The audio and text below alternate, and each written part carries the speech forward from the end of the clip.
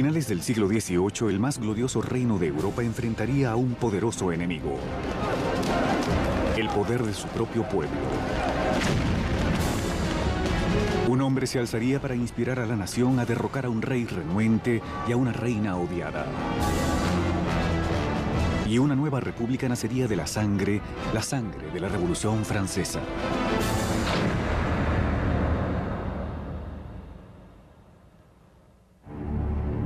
«1794, la prisión de la Conciergerie, una fortaleza impenetrable en las riberas del Sena.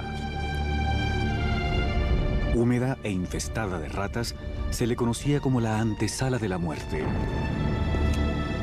Adentro, la voz de la joven nación está a punto de ser silenciada. Mientras cortan su cabello y desnudan su cuello para la cuchilla de la guillotina, Maximiliano Robespierre se prepara para pagar el precio por el cataclismo que ha generado: la explosión de eventos que se convirtieron en la Revolución Francesa. La Revolución Francesa fue ese momento extraordinario cuando el pueblo comenzó a creer que podía realmente rehacer todo en la sociedad, que no solo podían cambiar las políticas y las instituciones, sino la propia naturaleza humana mediante la acción política. La Revolución Francesa realmente constituye la encrucijada del mundo moderno donde todo comenzó a cambiar de rumbo. La revolución hizo que el mundo feudal le volviera la espalda a la tradición aristocrática y trazara un nuevo y violento curso hacia el futuro.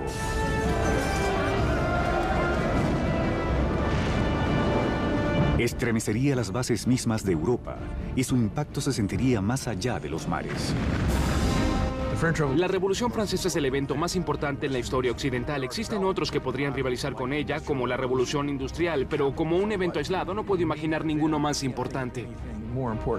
Fue la revolución que más cosas modificó. Si consideramos que se deshizo de la Iglesia Católica, del cristianismo, de la nobleza y del rey, se deshizo de todas estas cosas. La Revolución Francesa traería alimento a los pobres, democracia a Francia y establecería un nuevo orden social. Pero el progreso tendría un costo. Fue un momento de extraordinarias esperanzas y ambiciones que luego se convirtió en la más horrenda tragedia. Ahora herido y derrotado, solo 2 días antes, Robespierre se mostraba triunfante presidiendo la mayor y más sangrienta revolución conocida en Europa.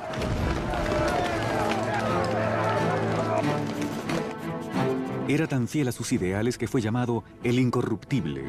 Y era tan poderoso que la menor de sus declaraciones podía causar terror en toda una ciudad. Al ser un maestro orador, las palabras de Robespierre eran sus armas. Ahora, silenciado por una bala en la mandíbula, espera el mismo fin rápido y brutal que les ocasionó a tantos otros. La revolución está a punto de aniquilar a uno de los suyos.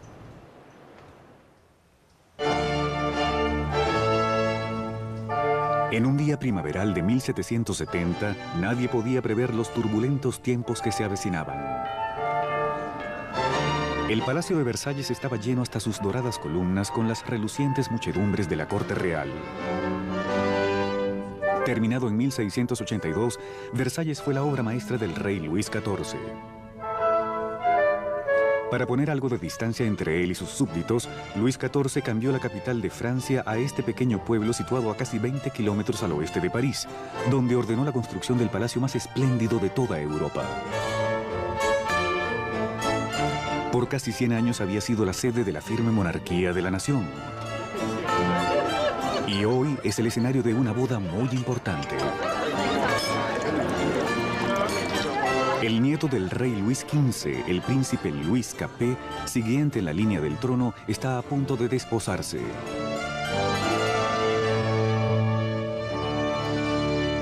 Con solo 15 años en el día de su boda, Luis Capet se muestra tímido y vacilante, y con pocas de las características esperadas de un futuro rey, y menos aún de un esposo. Luis era un adolescente regordete, tímido y dolorosamente inadecuado, sin ninguna habilidad social. La amante de Luis XV, Madame du Barry, lo llamaba un joven gordo y malnacido. Era simplemente un pelmazo. A Luis XVI le era muy difícil tomar decisiones. Las evadía todo el tiempo. Siempre era dado a ser persuadido por la última persona que le hablase. Esas no eran consideradas cualidades propias de un líder. El matrimonio de Luis fue una unión política entre la familia real de Austria, los Habsburgo, y su propia familia, los Borbones. La boda simbolizaba el final de una vieja rivalidad y el inicio de nuevos lazos regionales. La joven novia llegaba a Francia, una linda joven de 14 años de grandes ojos. María Antonieta. María Antonieta era una archiduquesa de Austria.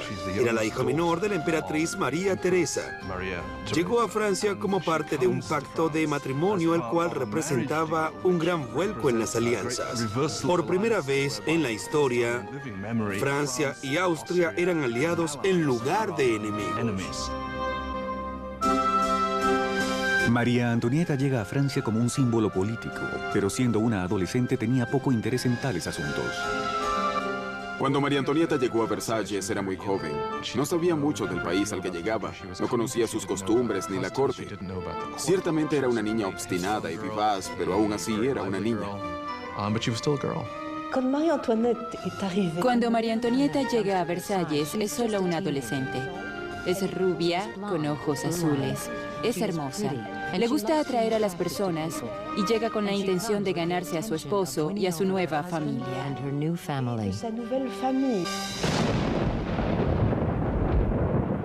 En la noche de la boda hubo una tormenta agorera.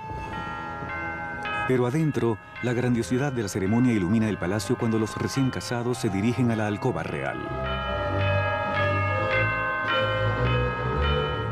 En una ancestral ceremonia que anima simbólicamente la concepción de un heredero, los cortesanos del rey están presentes cuando la extraña y joven pareja sube al lecho nupcial por primera vez.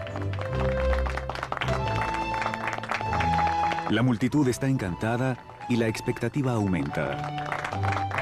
Pero cuando se corren las cortinas se hace evidente que no será fácil la concepción de un heredero. Luis no estaba interesado en reinar y tampoco estaba particularmente interesado en amar, así que no le prestó atención a las primeras noches e incluso después. Pasarían muchos años para que el matrimonio finalmente se consumase. La falta de un heredero pronto levantaría rumores por todo el reino que perseguirían a la pareja por años. La gran gala de la boda continuó por días enteros, pero fuera de las puertas del Palacio de Versalles había pocas razones para celebrar. Años de mala gestión por parte de la monarquía habían dejado al pueblo de Francia lleno de hambre y necesidades. Casi una década antes, Luis XV había perdido la Guerra de los 7 Años, en la que luchó contra Inglaterra por territorios en América del Norte. El desafortunado conflicto casi llevó a Francia a la bancarrota, tanto financiera como en su prestigio. Las arcas del país estaban casi vacías, incluso a pesar de que su población aumentaba cada día. Ya sin enfermedades como la peste negra, menos personas fallecían y había más personas hambrientas. Francia pasó de 20 millones a 26 millones de personas en el siglo XVIII, luego de haber crecido solo 1 millón en los 2 siglos anteriores. Eso causó gran tensión y generó mucha ansiedad. 4 años después de la boda real, el abuelo del príncipe Luis perdió su batalla final contra la viruela. Luis XV muere siendo un rey vencido y poco popular y deja atrás un país al borde del caos. En una lujosa ceremonia, el joven príncipe Luis heredó el trono y fue coronado como el rey Luis XVI. A pesar de haber insistido en tener una grandiosa coronación, Luis sabe que está terriblemente mal preparado para el cargo. En el momento en que muere su abuelo y se hace evidente de pronto que él es el rey, Luis XVI no sabe qué hacer. Siente como si el mundo le cayese encima. A pesar de haber sido educado para convertirse en rey, siente que no está listo para eso. Para un reino en crisis, Luis XVI era la peor opción posible. El rey de 20 años rezaba: «Protégenos, Señor, porque reinamos muy jóvenes». Acomodados en los aposentos reales de Versalles, Luis y María Antonieta comienzan su nueva y prometedora vida como jóvenes monarcas. Mientras tanto, a solo 20 kilómetros en París, otra nueva era florece. Una era que está en curso de colisión con la propia monarquía. Es una era peligrosa de nuevas ideas, la era de la Ilustración.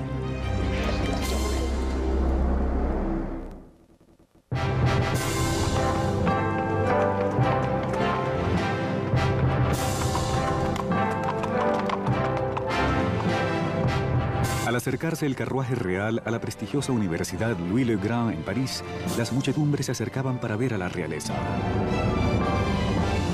Era el día de dar la bienvenida a la ciudad de París al recién coronado rey Luis XVI y a su joven encantadora esposa austríaca.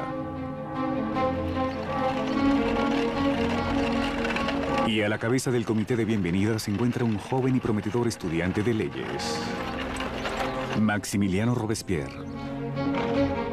Cuando Robespierre era estudiante, el rey visitó la universidad y Robespierre le habló en latín al rey. Así que, de hecho, habló con Luis XVI cuando era un adolescente. El rey apenas notaba al joven Robespierre mientras éste daba su respetuoso discurso en latín. Pero años después, sus destinos se cruzarían nuevamente en circunstancias diferentes, mucho más oscuras. Era uno de esos rituales que suceden siempre en todas las escuelas y sin embargo estaba cargado de ironía, ya que tenemos a un joven Robespierre leyendo un discurso en honor del hombre que luego mataría. Por ahora, la bienvenida es cálida y la alabanza es sincera.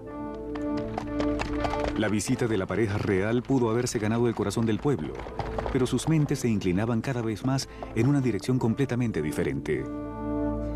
Desde la Edad Media, la sociedad europea había estado dividida en tres clases separadas, determinadas por el nacimiento. Había una gran división entre las riquezas de la nobleza y el clero y la pobreza de los campesinos. Con la Ilustración del siglo XVIII, la razón y la ciencia comenzaron a retar estas tradiciones ancestrales. Arrastrada por una corriente de innovaciones y literatura nueva, París era entonces el nuevo centro filosófico del mundo. La ciudad palpitaba con el florecimiento del conocimiento, todo un océano de posibilidades. Había llegado la era de la Ilustración.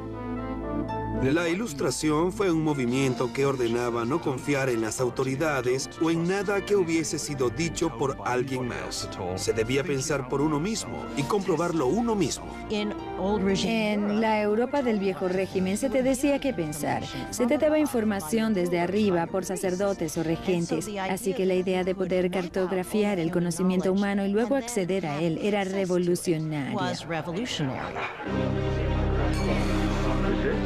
En los salones de alcurnia de todo París, los aristócratas se reunían para discutir sobre los autores de la Ilustración y sobre la floreciente era de la razón. Voltaire, Rousseau, voces frescas que proclamaban la libertad, el control del propio destino y, por sobre todo, la igualdad. La pasión por esta nueva literatura era mayor entre la clase alta, pero al colarse estas ideas a todos los niveles sociales, el deseo de igualdad comenzó a amenazar el modo de vida aristocrático.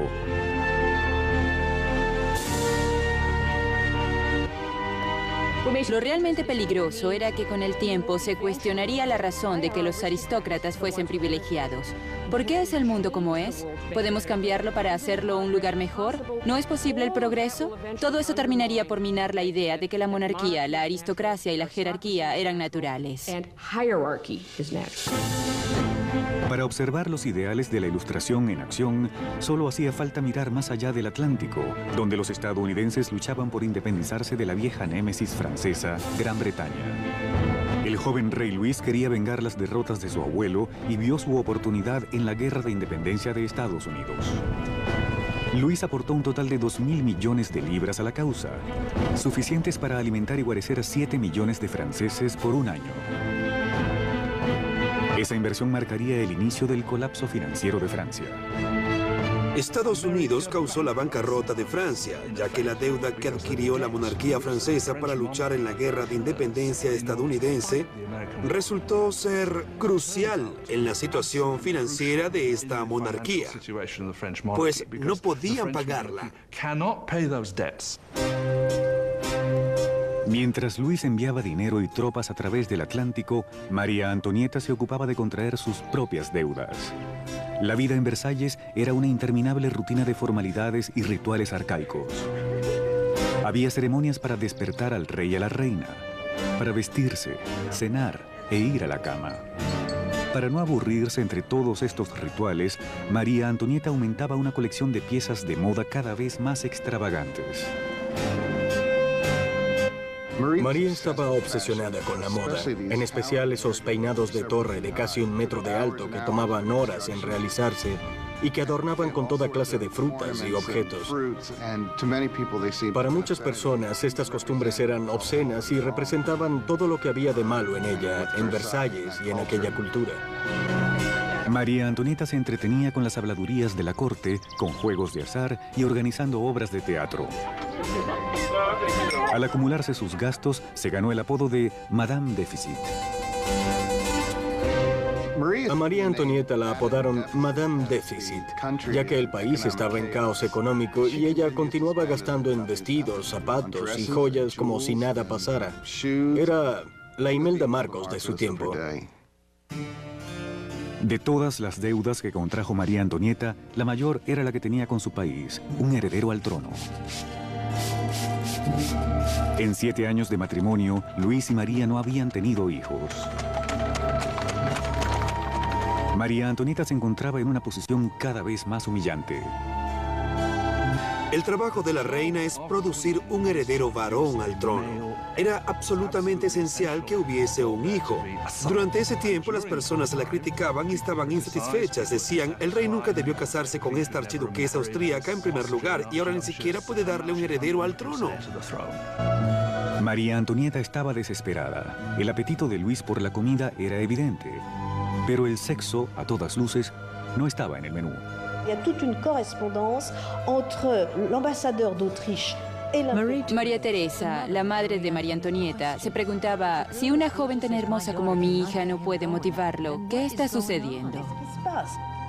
Luis XVI y su joven esposa María Antonieta no habían podido concebir por 7 años, y esto empañaba el comienzo de su reinado. Ya que el pasatiempo del rey era la cerrajería, había muchas canciones maliciosas sobre Luis el cerrajero, que no podía encontrar el ojo de la cerradura. El desinterés de Luis por el sexo era percibido como una falta de bríos como rey. Finalmente, luego de un año de frustraciones y presiones de la corte, a Luis se le diagnosticó una condición tratable conocida como fimosis. Luis tenía una deformidad que hacía la excitación extremadamente dolorosa, por lo que no se consumó la unión hasta que se realizó el procedimiento quirúrgico para corregirla. Pero le tenía terror al procedimiento, por lo que tomó años convencerlo. Cuando finalmente lo hizo, listo. Luego de una simple cirugía, la pareja pudo tener a su primera hija, María Teresa. Pero el daño que sufrió la imagen de María Antonieta durante años no podía borrarse fácilmente. Desde comienzos de la década de 1780, habían circulado libelos por todo el país con sátiras pornográficas del rey y la reina. Panfletos obscenos hacían burla de la impotencia de Luis y presentaban a María Antonieta como una ramera en una corte libertina y decadente. La imagen de la monarquía en el pueblo se deterioraba debido al empeoramiento de la situación en el campo. Una serie de malas cosechas y la desregulación habían elevado el precio de la harina, generando una escasez del propio corazón de la dieta francesa, el pan. Pero las privaciones naturalmente acababan en las puertas de Versalles. Mientras la pareja real continuaba viviendo extravagantemente, las quejas quedaban en el papel. Una queja fue llevada directamente a la corte real. ¿Sabe por qué hay tanta gente necesitada? Porque su lujuriosa existencia devora en un día el sustento de 1000 hombres. El el hombre tras esta queja? El mismo joven que solo pocos años antes alabó al rey y a la reina luego de su coronación. Maximiliano Robespierre. Con él, el pueblo pronto ganaría una voz que pedía libertad, igualdad y revolución.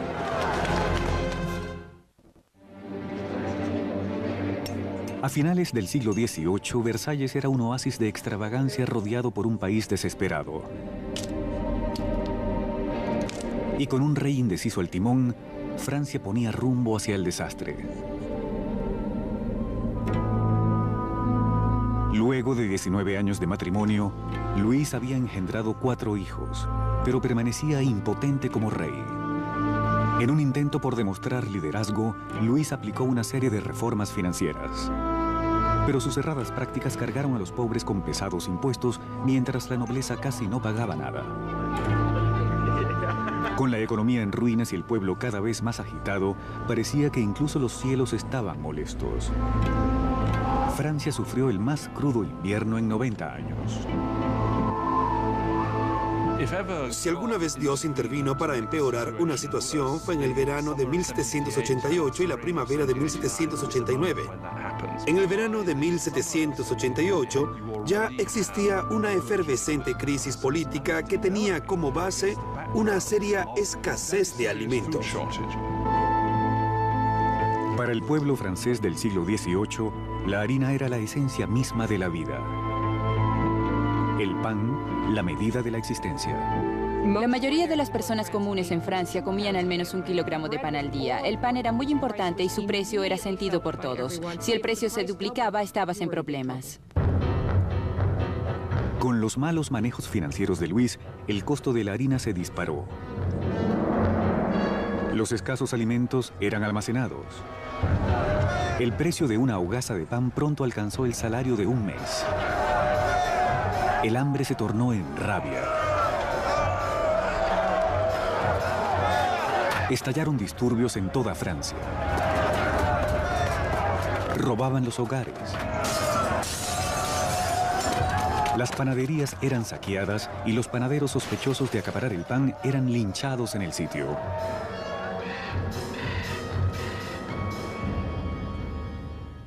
Con la economía en caos, los bancos forzaron a Luis a contratar un ministro de finanzas, Jacques Necker. Siendo un pensador ilustrado, Necker era popular con el pueblo de una forma que Luis solo podía envidiar. Jacques Necker fue sin duda el ministro más popular en la primavera de 1789, pues había expresado su postura públicamente de que era deber del gobierno el asegurarse que hubiese suficiente pan y grano para todos. Con el país en crisis fiscal, Necker presionó a Luis para convocar una reunión del tradicional cuerpo representativo del reino, los Estados Generales. Era la primera vez que los representantes eran convocados en 175 años. Francia estaba organizada políticamente en algo llamado los 3 estados. El primer estado era el clero, el segundo era la nobleza y el tercer estado eran todos los demás. Según cálculos actuales, los 2 primeros estados ocupaban 3% de la población y el tercer estado el 97% restante. Mucha gente sentía que era muy injusto para el tercer estado, que contenía la mayoría de la población, tener solo 1/3 de los diputados. Sentían que era muy injusto que se tratase de un parlamento de 3 cámaras donde 2 de ellas, la nobleza y el clero, podían siempre vencer a los terceros. 4 de mayo de 1789. Un joven y hábil abogado y político llegó a Versalles. Maximiliano Robespierre llegó como diputado ante los Estados Generales para luchar por una voz justa para el pueblo que representa el tercer estado. Siendo un huérfano de la provincia, Robespierre se había hecho un académico gracias a una prestigiosa beca, llegando a ser un orador elocuente. Su apariencia era impecable. Nunca tenía un cabello o una frase fuera de lugar. En su pueblo natal de Arras, las ideas de la Ilustración que había absorbido en los salones de París encontraron una voz poderosa en él como abogado de los oprimidos. Para cuando regresó y comenzó a practicar como abogado, ya estaba leyendo mucha literatura ilustrada. Durante su práctica en Arras, Robespierre trató de llevar las ideas de la ilustración a los casos que defendía. En los estados generales, Robespierre y sus colegas demandan que la nobleza y el clero paguen impuestos. Pero Luis se siente amenazado por el creciente radicalismo del tercer estado. Entonces, el 20 de junio, luego de un punto muerto de 6 semanas, los diputados llegan para encontrar que están siendo silenciados. El 20 de junio, cuando los diputados llegan a su reunión y encuentran las puertas cerradas, sospechan un complot. Fueron al lado, a lo que llamaríamos una cancha de tenis, pero que en realidad era de balonmano. Se reunieron y juraron que no dejarían de reunirse hasta tener una nueva constitución. Los diputados se declararon a sí mismos como una nueva Asamblea Nacional, los verdaderos representantes del pueblo de Francia.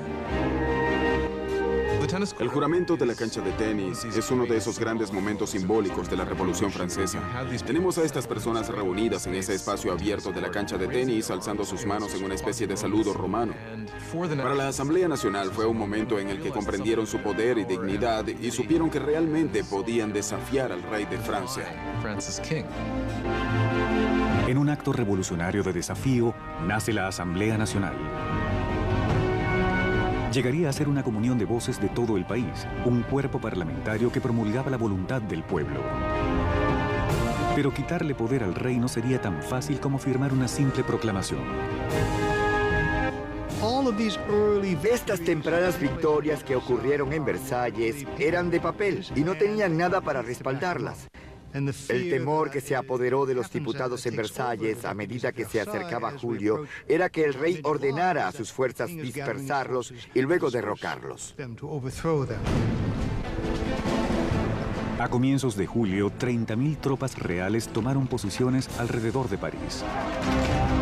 Para defenderse, el pueblo formó una nueva Guardia Nacional. Los alborotadores saquearon las armerías de París y se llevaron más de 28.000 mosquetes. Lo único que faltaba era la pólvora, pero sabían exactamente dónde obtenerla.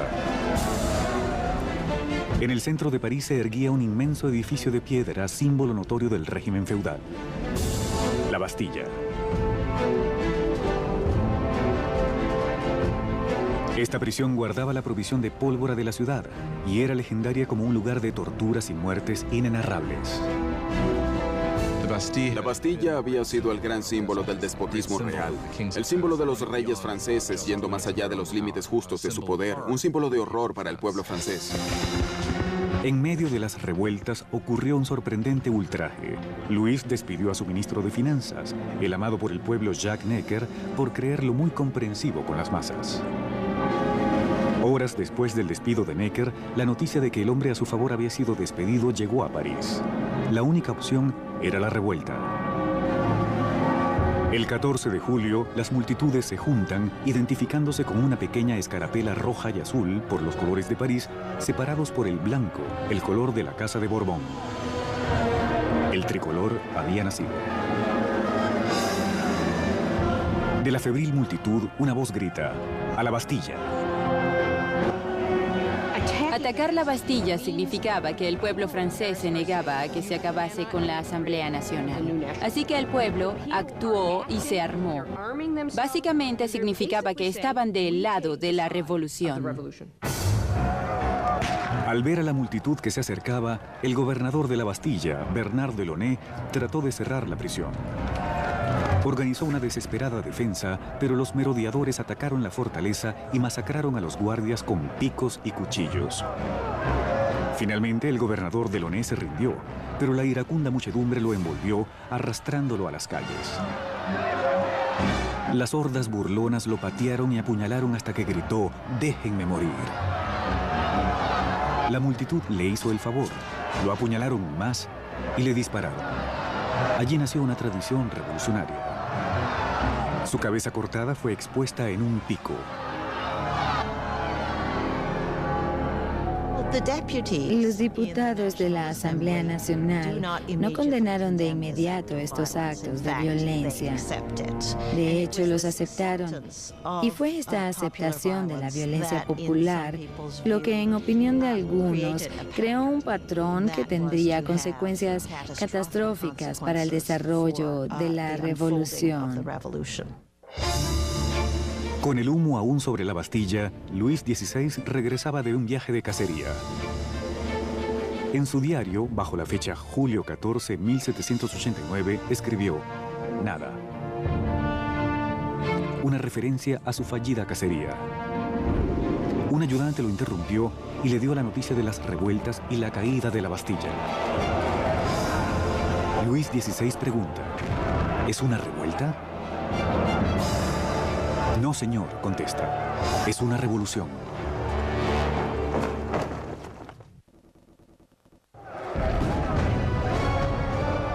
La victoria de la Bastilla desató la Revolución Francesa.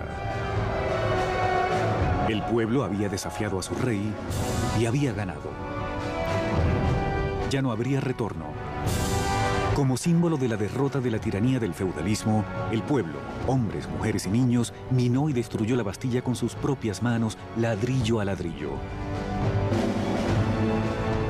Comenzaron a desmantelar el pasado. Los franceses comenzaron el proceso de derribar la Bastilla tan aprisa como pudieron. Al carecer de explosivos potentes, esto se hizo muy arduamente, pero con un enorme vigor. Los ladrillos fueron regalados o vendidos como emblemas de la demolición del despotismo. La energía en las calles vigorizaba a la Asamblea Nacional. Se redactó una carta en pocos días llamada Declaración de los Derechos del Hombre. Bajo este nuevo y atrevido documento, las arcaicas distinciones de clases tendrían que ser abolidas y todos los hombres debían ser considerados verdaderamente iguales. La Declaración de los Derechos del Hombre fue un documento promulgado por la Asamblea Nacional. En él se decía que la soberanía pertenecía al pueblo, a la nación. No se mencionaba al rey en ninguna parte. Al redactar este documento, la Asamblea estaba de hecho dándose poder a ella misma.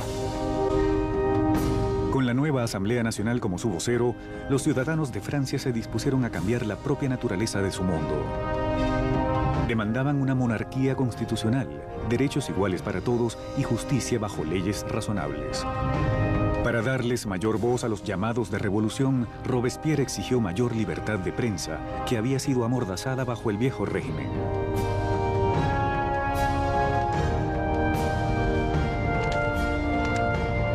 La resultante prensa libre fue registrada bajo el título de L'Ami du Peuple, o El Amigo del Pueblo.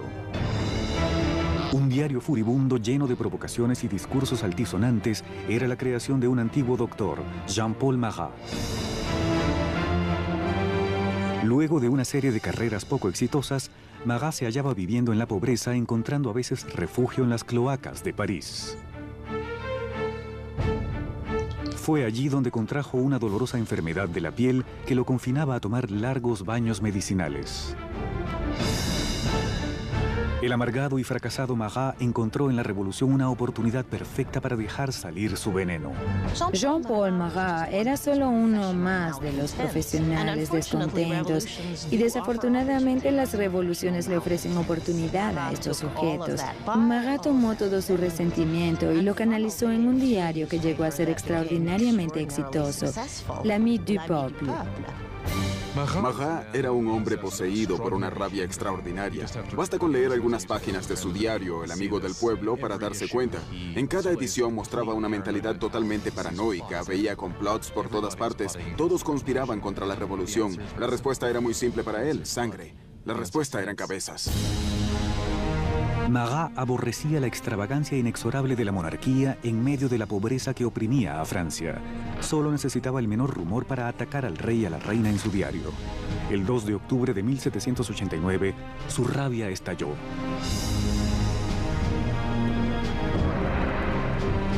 La noticia de que el rey había ofrecido una fiesta en Versalles llegó a París. Se decía que la decadente monarquía había arrojado al suelo la nueva bandera tricolor, símbolo de la revolución, y la habían pisoteado. Marat estaba furioso. Reportó el insulto en su diario justo cuando una nueva amenaza se avecinaba. El rey había ordenado a sus tropas moverse a posiciones alrededor de París otra vez.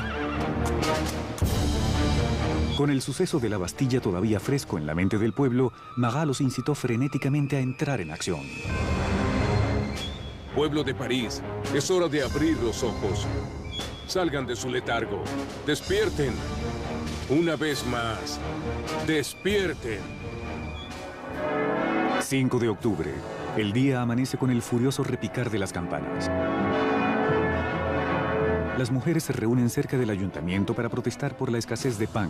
El temor a las tropas reales que se acercan se mezcla con la rabia generada por la noticia de la fiesta ofensiva del rey. Pronto miles de personas marchan hacia Versalles con picos y armas en mano. Las mujeres llevaban sus quejas al rey. En el corazón de la multitud estaban las famosas Poissardes, las temibles pescaderas de los mercados centrales que eran conocidas por ser fornidas y temerarias. Estaban armadas con enormes cuchillos para limpiar pescado y eran muy musculosas a causa de las cajas que cargaban. Nadie deseaba molestar a estas damas. Estas mujeres eran de las barriadas pobres que se veían afectadas por el alza en el precio del pan y la escasez de los productos. Repentinamente se dieron cuenta de que debían actuar. Es extraordinario que la mayoría no podía siquiera escribir su nombre, y así se hicieron protagonistas de un proceso histórico. En el palacio, la noticia de la multitud que se aproxima llega a la recámara de la reina. La leyenda dice que fue entonces cuando María Antonieta pronunció la frase más famosa que nunca dijo. María Antonieta no dijo, si no tienen pan, que coman pastel. Eso es un mito. María Antonieta, desafortunadamente, quizá nunca notó la pobreza de su país, el tiempo suficiente para decir algo así. Al concentrarse las mujeres cerca de las puertas, Luis se dio cuenta de que la revolución ya no podía ser ignorada. Había llegado a sus puertas. Accedió a firmar la Declaración de los Derechos del Hombre, pero la multitud continuó creciendo durante la noche. En la mañana, 20.000 personas acampaban en las afueras del Palacio Real. Para terminar con los siglos de distancia entre el rey y sus súbditos, las masas furiosas exigen que el rey y la reina se muden a París. Indeciso y débil, como siempre, Luis no responde. Su vacilación provocaría la furia de la multitud y pondría las vidas de la familia real en grave peligro. Al no obtener de inmediato la aceptación de lo que pedían, realmente parecía que iban a masacrar a la reina. La multitud de mujeres entró violentamente al palacio pidiendo a gritos la sangre de la reina. Masacraron a los guardias, los decapitaron y pusieron sus cabezas en picos. Parecían espíritus malignos que gritaban por el palacio, dennos sus entrañas, dennos su cabeza, yo quiero una pierna, yo quiero un brazo. Creo que estaban tan frenéticas que de haberla encontrado la habrían cortado en pedazos.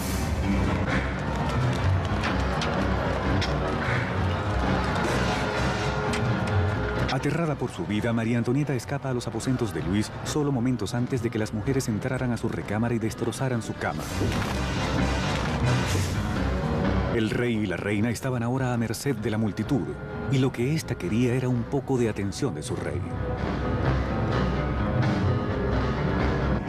La única manera de tranquilizar a las mujeres era que la familia real accediese a mudarse a París. Creían que una vez que las autoridades estuvieran en París, podrían forzarlos a hacer lo que el pueblo de París quisiera.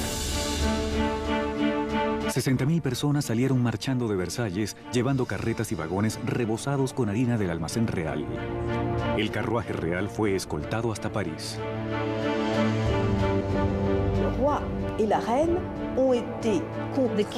El rey y la reina fueron forzados a ir a París con las cabezas de sus guardias,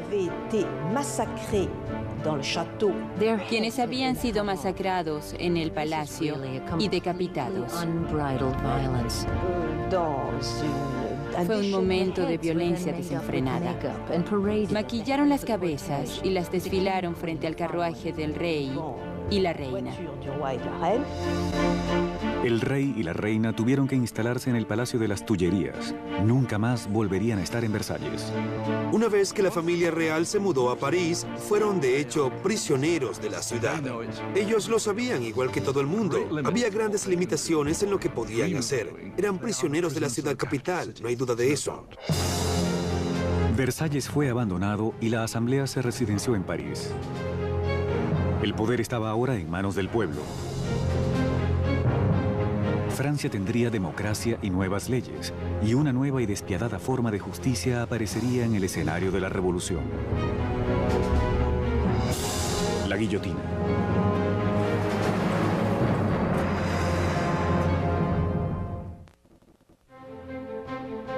Mayo de 1791. Habían pasado casi 2 años desde que la familia real y la Asamblea Nacional se mudaron a París.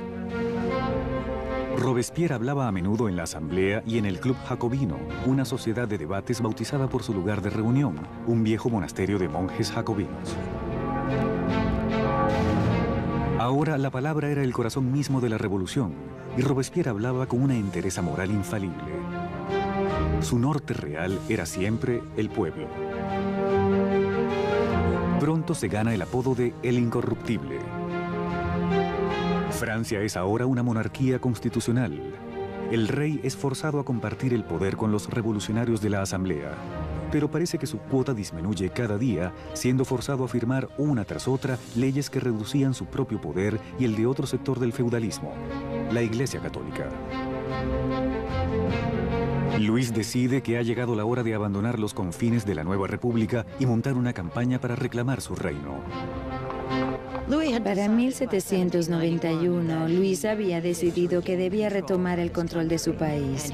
Sabía que solo podría lograrlo con la ayuda de un ejército extranjero, así que su idea era escapar del Palacio de las Tullerías y dirigirse a la frontera más cercana. 21 de junio de 1791, el rey y la reina se disfrazan de sirvientes y, protegidos por la oscuridad, se escabullen del ojo vigilante de París. Realizan un intento mal planeado de escape. Era pasada la medianoche cuando la familia real llegó al pequeño pueblo de Varennes, 160 kilómetros al este de París. Se encontraban cerca de la frontera de Austria, con la seguridad a pocos kilómetros de ellos. Pero su intento de ser libres no llegaría más lejos.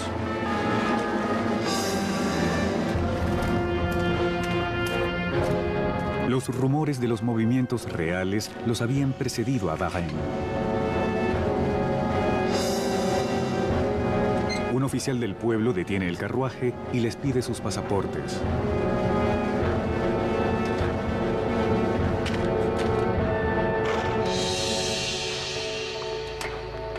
Las sospechas del oficial son confirmadas. Era la firma del propio rey. El pueblerino está sobrecogido ante la vista de su rey. Pero los guardias revolucionarios cercanos no muestran ninguna reverencia por la familia real en fuga. Esperaba que las personas lo reconocieran y que habría una rebelión en su favor.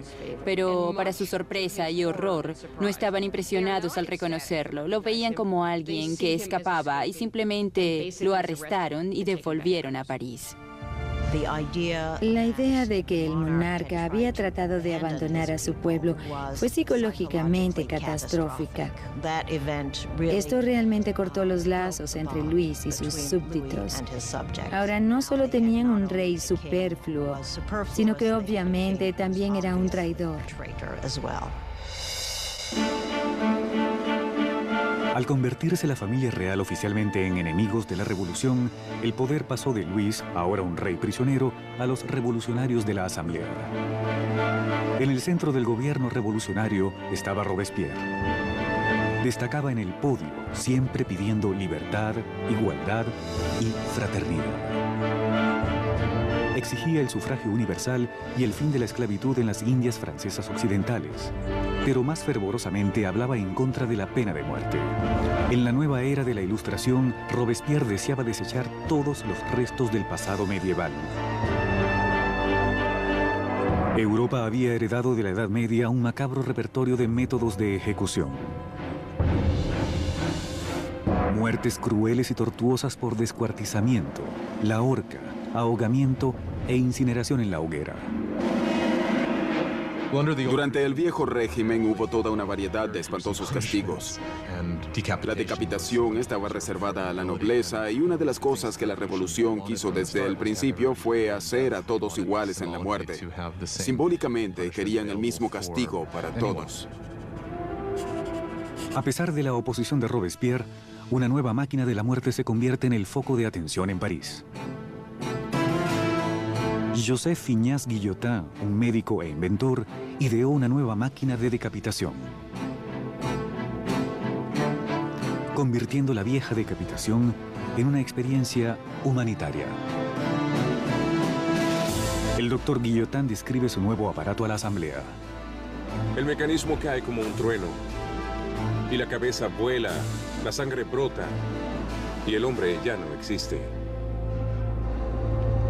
Siempre a favor del derramamiento de sangre, el periodista Marat imprime un entusiasta discurso en su diario anunciando el nombre del nuevo aparato: la guillotina. Pronto se ganaría el apodo de la cuchilla nacional. Los revolucionarios franceses creían en los valores humanos. Creían que no debía causarse sufrimiento innecesario. Y lo que les atraía de la guillotina era su rapidez. Además, era eficiente. Y hasta donde podemos saber, ya que nadie ha regresado para contarlo, era indolora. La guillotina silenciaría a los enemigos internos de la revolución, cualquier sospechoso de conspirar para regresar al rey a su trono. Pero eran los enemigos que rodeaban a Francia los que más le preocupaban a la asamblea. Existía el creciente temor de que parientes de la familia real que habían escapado a Austria lanzarían una contrarrevolución armada. La asamblea decide hacer un ataque preventivo, una declaración de guerra a Austria. Pero Robespierre se opuso. Robespierre era una de las voces solitarias que se oponían a la guerra por pensar que el enemigo la ganaría. Temía que el país no estuviese listo, que no contase con un ejército capaz de derrotar al enemigo y que el enemigo, por lo tanto, podría invadir y destruir la revolución. Robespierre perdió el debate. En abril de 1792, la Asamblea le declaró la guerra a Austria, un país regido por la familia de María Antonieta. Crecía el fervor nacional. Si Austria derrotaba al ejército revolucionario, Luis sin duda reclamaría su trono. Y se sospechaba que María Antonieta ayudaba al enemigo al mantener correspondencia con sus familiares en Austria, revelando los movimientos de las tropas francesas con cada trazo de su pluma. Mientras tanto, el rey y la reina fingen adherencia a la revolución. Luis y María Antonieta jugaban un doble juego. Parecían estar muchas veces con la revolución. Al mismo tiempo estaban conspirando contra ella. Trataban de sobrevivir. Si queremos ser generosos, eran sobrevivientes, pero si lo vemos desde el lado revolucionario, eran mentirosos.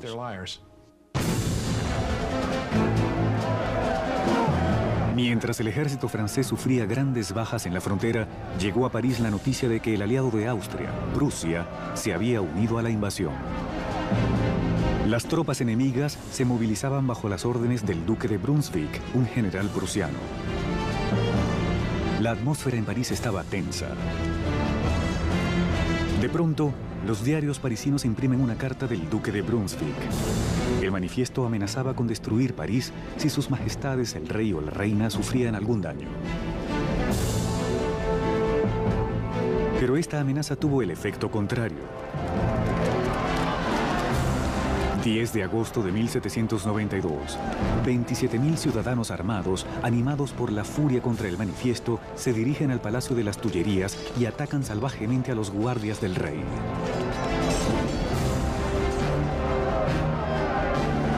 Al final del día, hay más de 800 víctimas en ambos bandos. El rey buscó su seguridad en la asamblea, pero la monarquía estaba acabada. A Luis se le quita oficialmente su título. La República Francesa había nacido. La cuchilla de la guillotina fue bautizada con la sangre de los últimos guardias de Luis.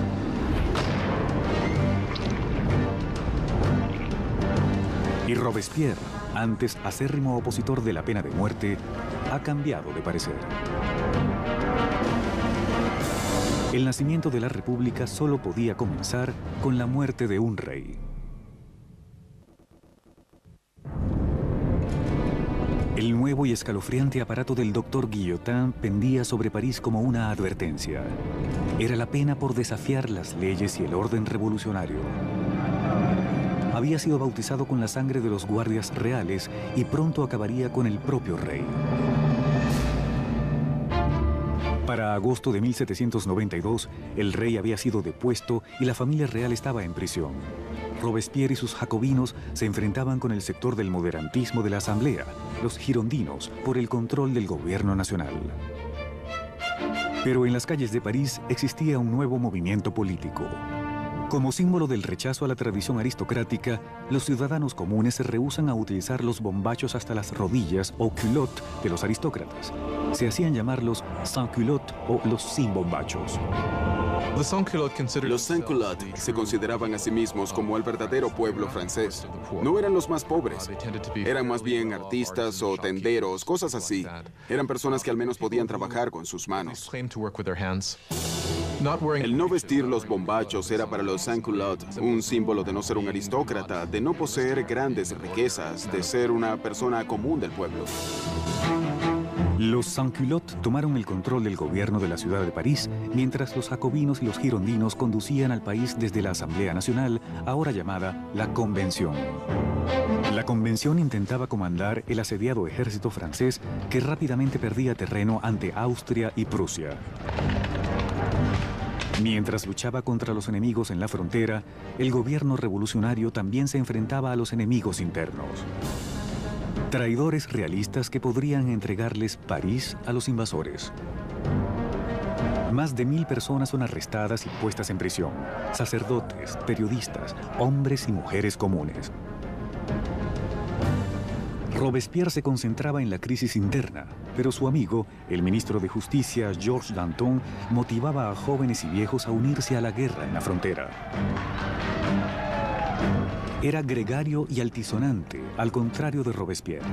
Pronto el nombre de Danton se escuchaba en todo París.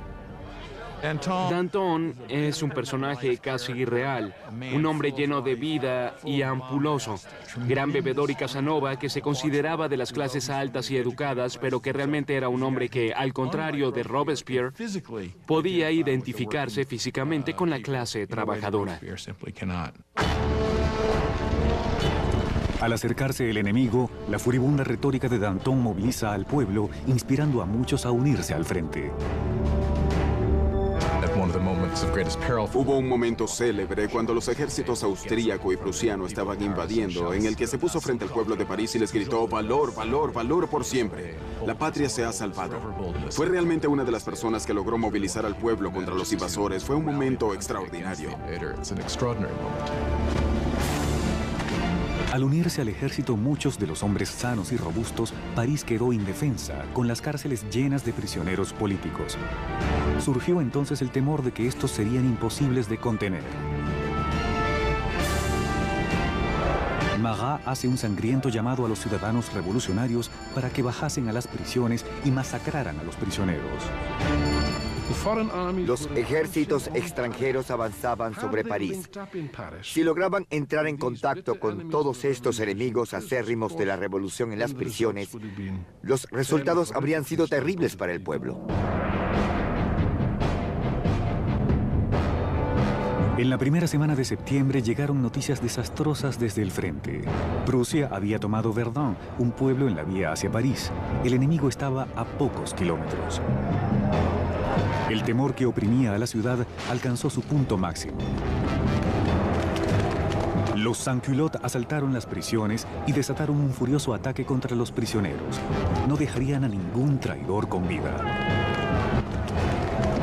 Los sans-culottes entraron en las prisiones, en especial aquellas en las que estaban los sacerdotes refractarios, los nobles y los prisioneros políticos, y comenzaron a realizar sus propios juicios sumarios.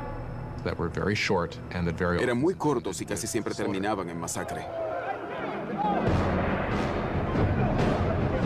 Las mujeres fueron violadas o mutiladas. A los sacerdotes les sacaron las entrañas y a los aristócratas los desmembraron. En una terrible masacre, más de 1.600 personas fueron asesinadas en pocos días. Cuando la noticia de la masacre de septiembre se esparce por Europa, los enemigos de la revolución sienten repulsión.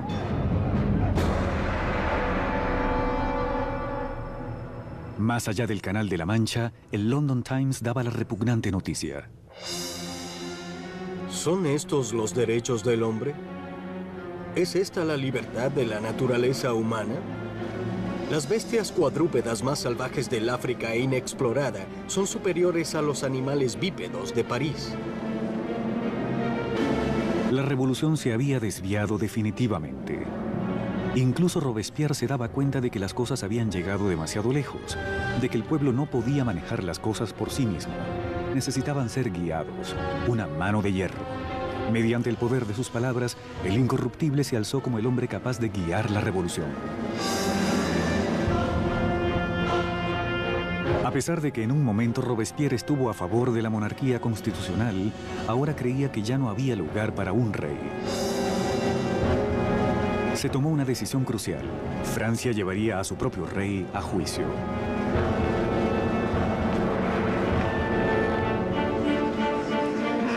El veredicto ya estaba decidido, así que el único debate fue por el castigo. El ala del moderantismo, los girondinos, piden perdonarle la vida, lo que los aísla dentro de la convención. Los girondinos se cristalizaron como la facción en la convención que debatía sobre el rey, ya que si bien deseaban una república, no estaban tan seguros de que el rey tuviese que morir. Pero los girondinos son sobrepasados por los jacobinos, quienes pedían sangre. ¿Por qué deseaban los jacobinos la muerte del rey? Creo que querían matarlo, ya que, como dijo brillantemente Robespierre, hay que matar al rey para que la revolución pueda vivir. Si el rey tiene razón, entonces la revolución se equivoca. En todos los sistemas que han existido, solo ha habido una pena para la traición y esa es la muerte. Así que, de ser el rey culpable de traicionar a su país en tiempo de guerra, entonces el argumento era que debía sufrir la muerte de un traidor. El 20 de enero de 1793, Luis XVI es declarado culpable. Se leyó la sentencia. El rey debía morir.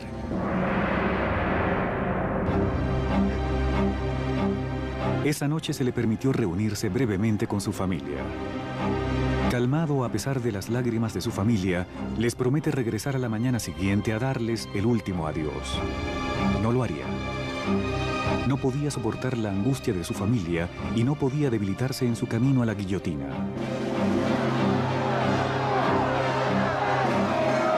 En la mañana, un carruaje cerrado llevó a Luis al cadalso. Estoicamente se aproximó hasta la cuchilla.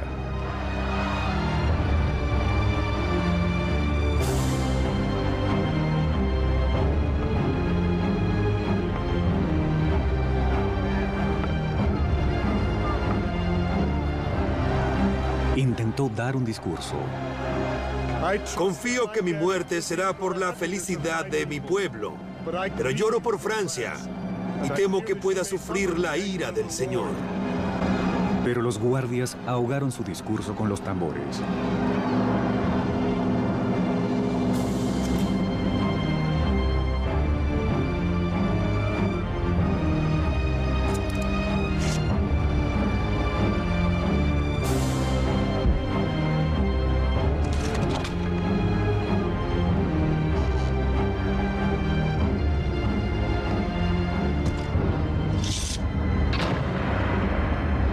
A las 10:22 de la mañana, el hombre que una vez fue el rey había muerto.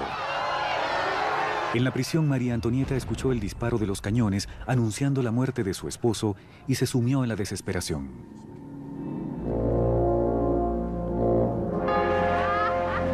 La sangre del rey se había derramado. Los revolucionarios estaban victoriosos. Pero pronto los enemigos de la revolución se anotarían una victoria. Su objetivo, el hombre que pedía la muerte de tantos, Jean-Paul Marat.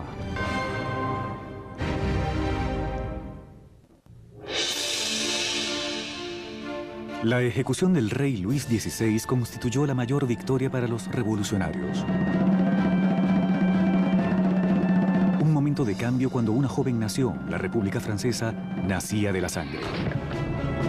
Para finales de 1792, los radicales jacobinos, creyendo que la joven revolución estaba en peligro de ser saboteada por los traidores, comenzaron a utilizar métodos cada vez más violentos.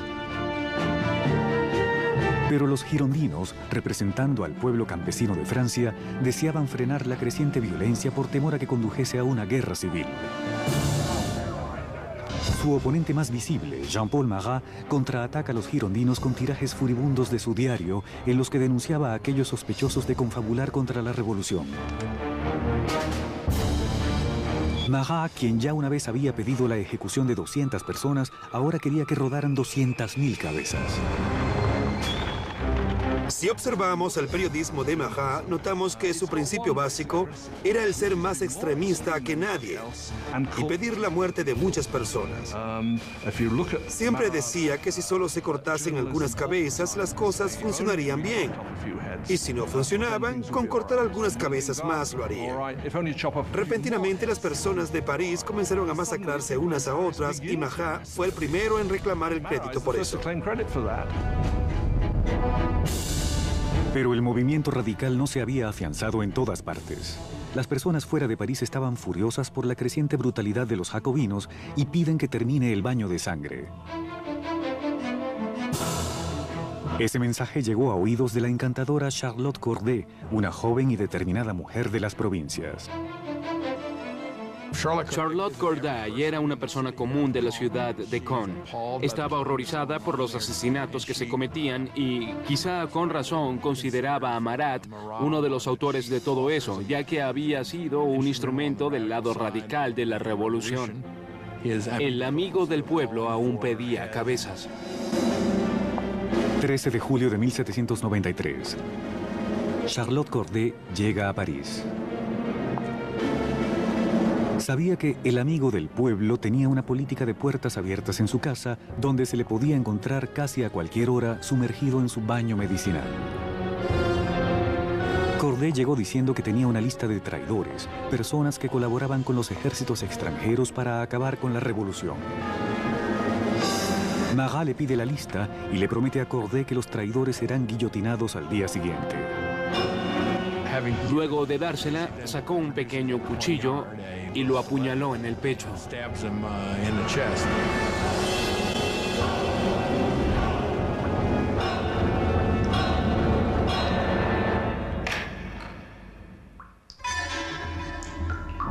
El llamado amigo del pueblo murió instantáneamente. La furiosa voz de su diario había sido silenciada.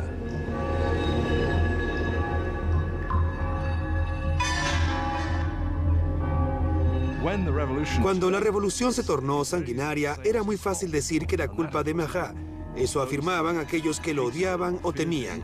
Y es una de las razones por las que Charlotte Corday lo asesinó en 1793, ya que lo hacía responsable de muchas de las atrocidades más sangrientas que habían ocurrido allí.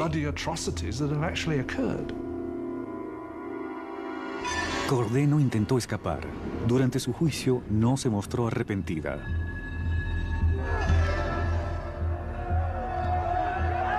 ¿Qué esperaba lograr al asesinar a Marat? Paz. Ahora que está muerto, la paz regresará a mi país. Charlotte Corday fue ejecutada rápidamente y su sueño de paz murió con ella. Había matado a Marat el hombre, pero había creado a Marat la leyenda.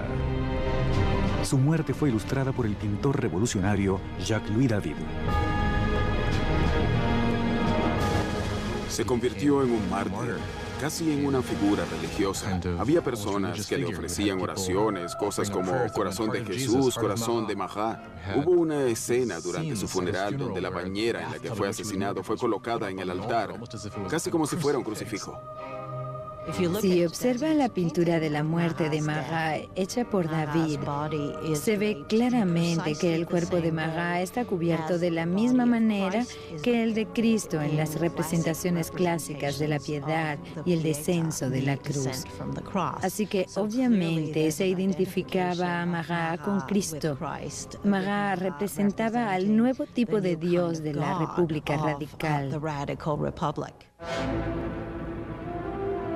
Robespierre estaba celoso de la adoración que le brindaban a Marat, pero siempre pragmático, volcó su atención hacia los asuntos más urgentes. A pesar de que Marat había muerto, aún había otros que deseaban sangre. Sangre real. La Conciergerie. La oscura antesala de la muerte. 8 meses después de la ejecución de su esposo y a solo pocos días de la muerte de Charlotte Corday, María Antonieta es encerrada allí en una horrible celda, completamente sola.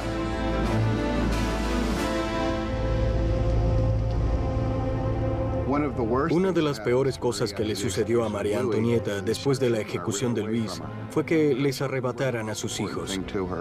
Ellos eran lo más importante para ella. Sabía que su hijo sería sometido a abusos terribles para hacerlo olvidar que alguna vez había pertenecido a la realeza. Y resultó que tenía razón. Solo un par de años después, su hijo murió a causa de negligencia y abusos terribles. María Antonieta, quien alguna vez fue presumida, solo tenía 38 años de edad. Pero la revolución la había envejecido. María Antonieta había sido una mujer muy hermosa y elegante hasta la revolución. Durante 1788 y 89 había perdido peso, su cabello había encanecido, había abandonado toda su coquetería y sus lindos atavíos. Se puso muy delgada. Cuando apareció en su juicio estaba irreconocible. El 15 de octubre, María Antonieta es llevada a juicio, acusada de alta traición y de derrochar el tesoro nacional. La única evidencia contra ella fueron rumores maliciosos. Un cargo final fue añadido a la lista. La acusaban de cometer incesto con su hijo. Ante esto, María Antonieta decidió defenderse. Apelo a la conciencia y a los sentimientos de todas las madres presentes para declarar si hay alguna entre ustedes que no se estremezca ante la idea de tales horrores. En ese momento hubo un cambio en la atmósfera, ya que todas las mujeres sintieron que estaban implicadas y se dieron cuenta de que habían llegado demasiado lejos con esas acusaciones. Ese brote de simpatía pública hizo que María Antonieta esperase ser deportada a Austria, pero sus esperanzas terminaron cuando se leyó la sentencia. Compartiría el mismo destino de su esposo. María Antonieta estuvo de algún modo condenada desde el principio. Era el símbolo de la alianza con Austria, la cual había sido desastrosa para Francia. Era junto a su esposo motivo de burla a causa de su aparente disfunción sexual. Y era un símbolo de la cultura cortesana, en un momento en que esta era vista como algo completamente corrupto y terrible para el país. Por todo eso era odiada como ninguna reina de Francia lo había sido antes. Era aborrecida e injuriada. En su celda escribió una última carta despidiéndose de sus hijos y su familia, prometiendo ser valiente. Su largo cabello gris fue cortado en preparación para la cuchilla.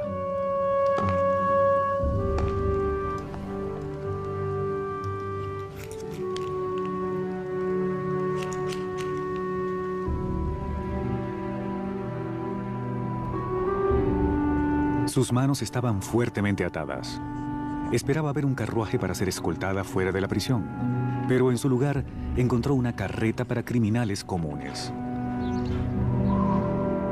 Cuando fue llevada para su ejecución, esperaba tener el mismo trato que el rey, que estaría en un carruaje cerrado para que la multitud no pudiese atacarla. Pero la colocaron en una carreta abierta donde la gente podía gritarle toda clase de cosas horribles y amenazas terribles. Siendo solo una sombra de la soberana que alguna vez fue, María Antonieta mantuvo su dignidad real mientras se sentaba en la carreta abierta y era desfilada por las calles de París.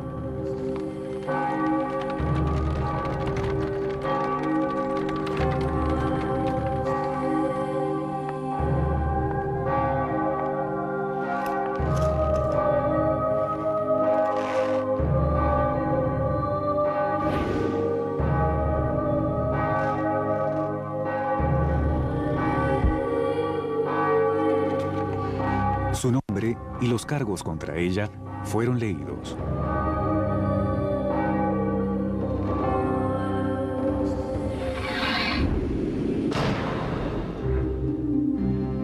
La última reina de Francia estaba muerta. Varios días después, luego de incontables ejecuciones, los miembros de la Convención Nacional se dieron cuenta del desperdicio inútil de vidas al ver que muchos de sus colegas eran víctimas de la guillotina. Danton expresó: la revolución es como Saturno, devora a sus propios hijos. Y agregó: la revolución, mis amigos, no puede hacerse con agua de rosas. El derramamiento de sangre apenas comenzaba.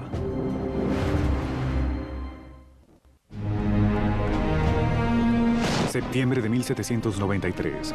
A 4 años de la Revolución, Francia estaba siendo destrozada. Había insurrecciones violentas en las provincias y enormes pérdidas en la vacilante guerra contra Europa. En una avasallante victoria, la Armada británica tomó la ciudad porteña de Toulon. Europa estaba devorando las fronteras francesas. Francia era el país más extenso de Europa Occidental y el que poseía mayor población. Había sido la mayor potencia militar. Cuando comenzó la revolución, muchos de sus enemigos tradicionales e incluso de sus aliados pensaron que esa era su oportunidad, no de arrebatarle un trozo de terreno a Francia, pero sí de enriquecerse a sus expensas y debilitarla permanentemente. Francia fue aislada de toda Europa. Sufría un bloqueo por Inglaterra. Era atacada e invadida por Austria y Prusia. El pueblo de París estaba sumido en el temor de que la victoria de la contrarrevolución condujese a un baño de sangre. Danton y Robespierre, los oradores estelares de la Convención, se dan cuenta de que deben atacar con valor para salvar la revolución. Convencen a sus colegas para instaurar una nueva y amenazadora forma de ley marcial. Es hora de que todos los franceses disfruten de la sagrada igualdad. Es tiempo de imponer esta igualdad mediante actos de justicia contra los traidores y conspiradores. Hagamos del terror la orden del día. Así comenzaba un nuevo capítulo de la revolución, un período de represión violenta llamado el terror. En una sorprendente regresión, los revolucionarios suspendieron la nueva constitución, así como los derechos que garantizaba. La policía de espionaje se esparció por el país.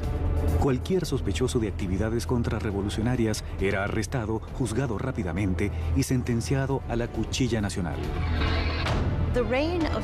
El reino del terror fue concebido como un gobierno de emergencia.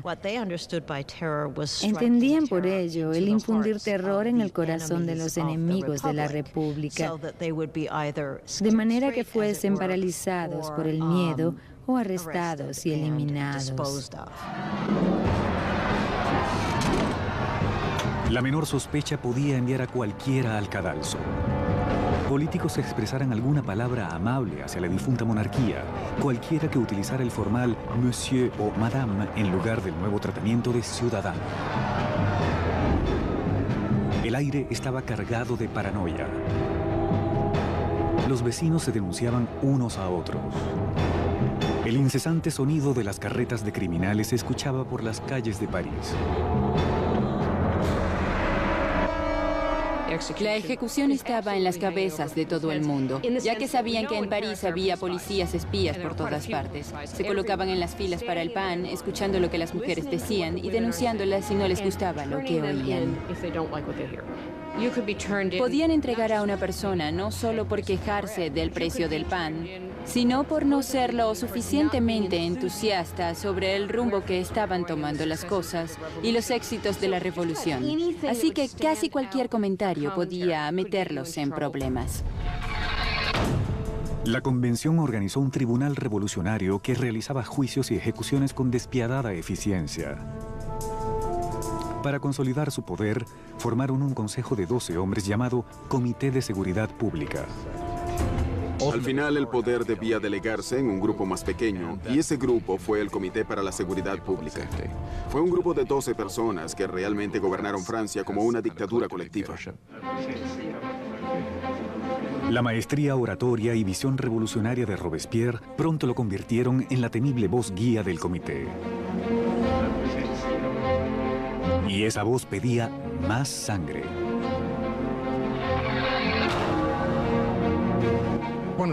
Una de las ironías en la vida política de Robespierre es que al comienzo fue un opositor apasionado de la pena de muerte. Eso pesó contra él después, cuando se hizo un apasionado defensor del terror y la guillotina. Nunca respondió a esos reclamos, excepto para decir, bien, los tiempos cambian. La revolución había endurecido a Robespierre. Antes un ferviente defensor de la libertad de prensa, ahora reinstauraba la censura, un vestigio del viejo régimen. Con la iglesia ya bajo ataque, no se opuso a la propuesta hecha por uno de los revolucionarios más radicales, Jacques-René Hébert, quien propuso un nuevo programa, la descristianización.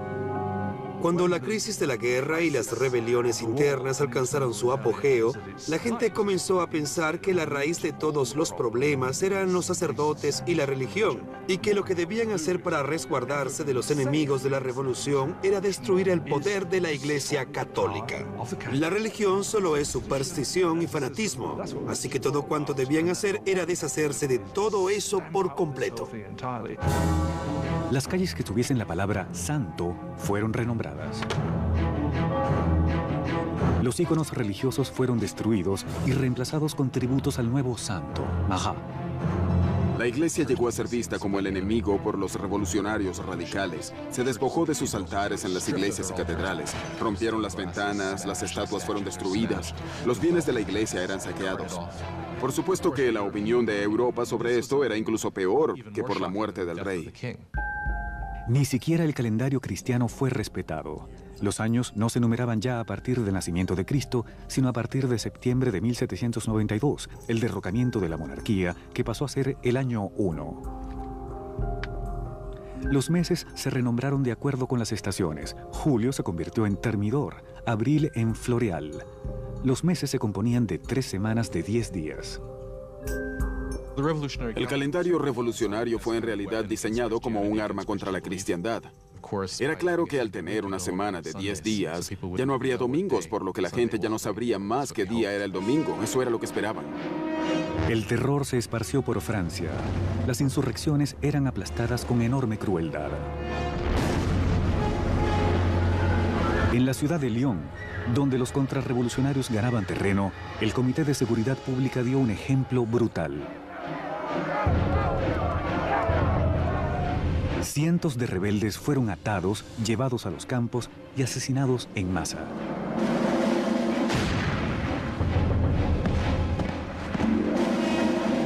Una región llamada La Vendée, en el oeste de Francia, también se había convertido en un bastión contrarrevolucionario. Los rebeldes y sacerdotes fueron atados y apilados en botes, los cuales fueron posteriormente hundidos sin piedad. Unas 100.000 personas fueron asesinadas solo en La Vendée. En París, la guillotina caía a un ritmo cada vez mayor.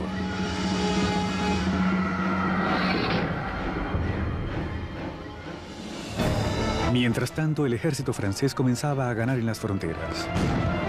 Al mando de un joven y brillante comandante llamado Napoleón Bonaparte, el ejército francés obligó a la Armada británica a realizar una retirada desmoralizadora en Toulon. La revolución estaba de nuevo en alza. Robespierre estaba en la cima del poder. Había acabado con los enemigos de la revolución y asegurado su éxito mediante el terror. Por un tiempo, el terror fue muy efectivo para consolidar al país y al gobierno, y para luchar en lo que en realidad era una guerra en varios frentes, al norte y al este, contra enemigos extranjeros. También había una guerra civil en La Vendée y otra contra otros revolucionarios que se habían vuelto contra el gobierno de París. El terror había logrado su objetivo, pero no se detenía. Y no lo haría hasta devorar al propio hombre que lo había desatado, Maximiliano Robespierre.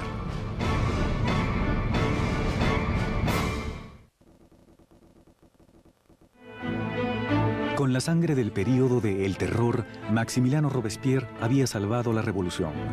Un ejército vigorizado rechazaba los ataques en la frontera y el disentimiento interno había sido eliminado.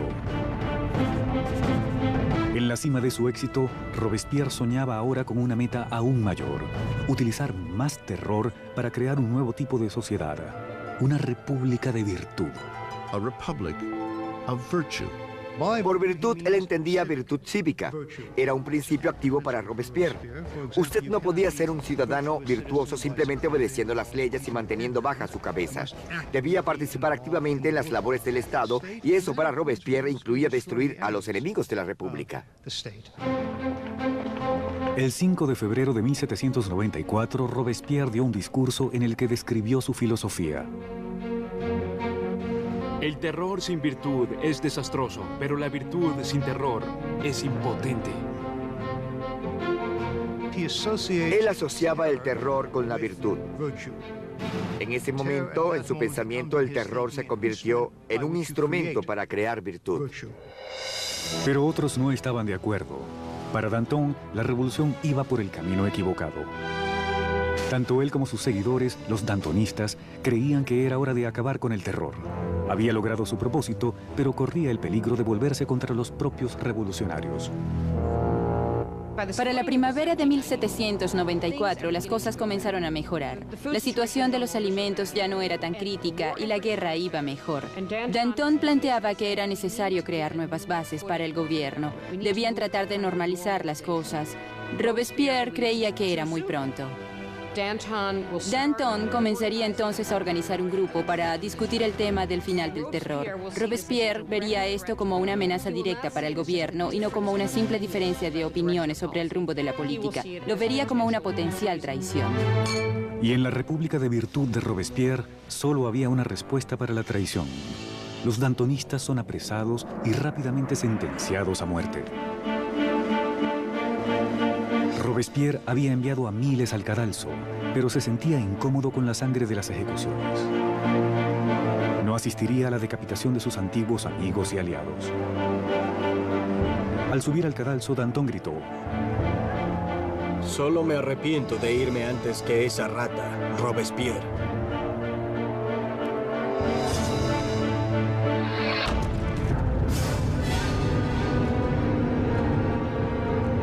Ya sin los dantonistas, Robespierre sumió a Francia en una nueva fase aún más sangrienta y horrible: el Gran Terror.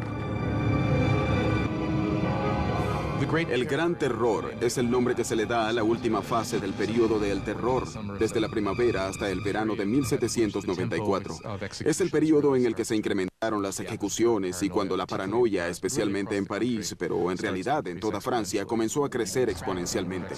Es posible contabilizar el número de ejecuciones hasta llegar a casi 800 por mes en París. Al final era incluso mayor.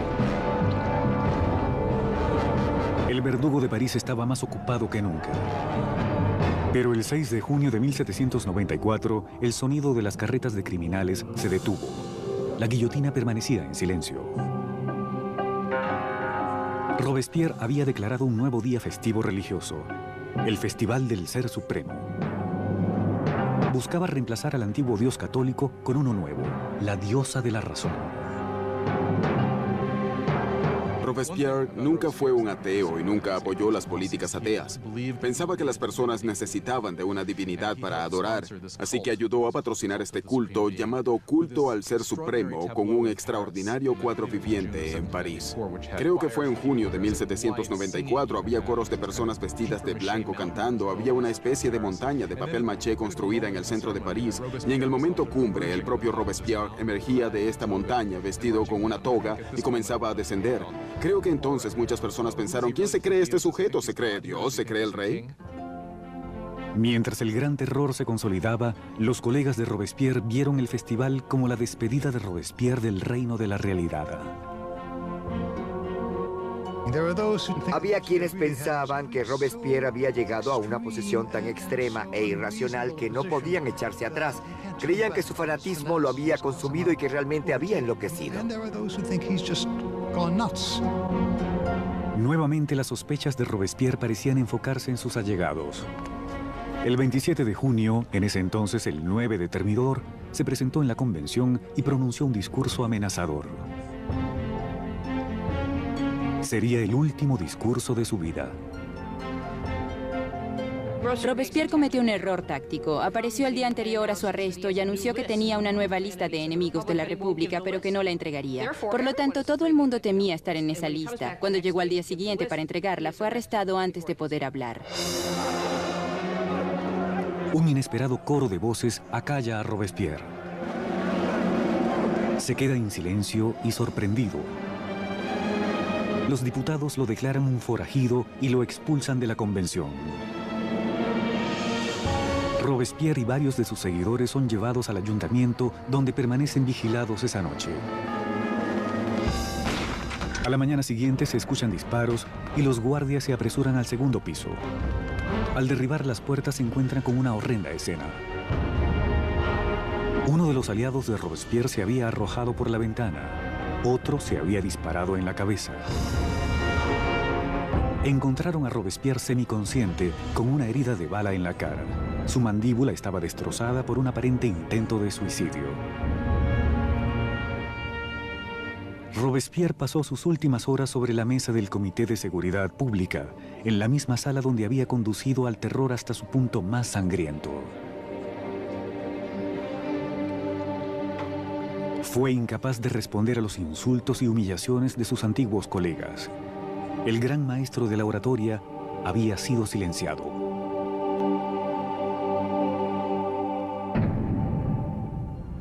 En la conciergerie, donde lo había precedido la última reina de Francia, Robespierre es preparado para la cuchilla nacional.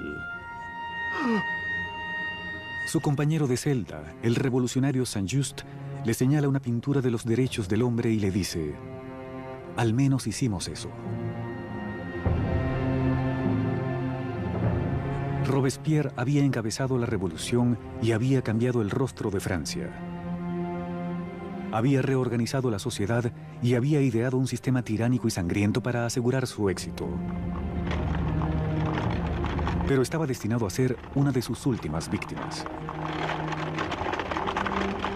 Resultó que había un gran entusiasmo por terminar con el terror, pero nadie sabía cómo hacerlo. Y parece ser que lo único en lo que todos concordaban era en la caída de Robespierre.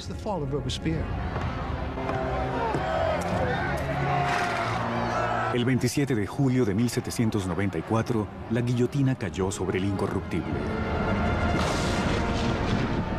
Y la última sangre de El Terror fue derramada. El terror murió con Robespierre, pero no la revolución. Los derechos del hombre, la democracia, la nueva república, los logros de la revolución sobrevivirían por mucho tiempo a todos los revolucionarios. Francia entraría en un período de incertidumbres, paralizada entre el temor a otra época de terror o, aún peor, a un regreso a la monarquía opresora que la precedió. Luego de 5 años de parálisis, el poder se concentró nuevamente en las manos de un solo hombre, Napoleón Bonaparte. Los historiadores no están de acuerdo sobre el final de la revolución. Algunos creen que murió con la aparición de Napoleón. Otros mantienen que la revolución vivió hasta el siglo XIX y más allá. La revolución fue el primer modelo de un pueblo que tomaba su destino en sus propias manos. La idea de que los súbditos de la más antigua, sólida y gloriosa monarquía de Europa pudiesen decidir reescribir completamente su historia fue algo que tuvo una enorme resonancia. La revolución destruyó el viejo régimen feudal de Europa y cambió para siempre el curso de la civilización occidental. La pregunta que generó la Revolución Francesa fue: ¿cuánta violencia es justificada para lograr una mejor sociedad?